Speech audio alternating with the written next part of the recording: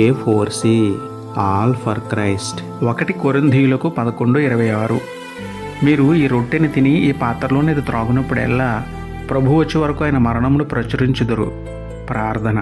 ఆరాధనీయుడు అద్వితీయ దేవుడా, గడిచిన వారమంతా మీ కృపలో మమ్మల్ని కాచి కాపాడి మరొక ఆదివారమున ఆలయంలో మిమ్మల్ని ఆరాధించే భాగ్యం ఇచ్చినందుకే మీకే స్తోత్రములు తండ్రి.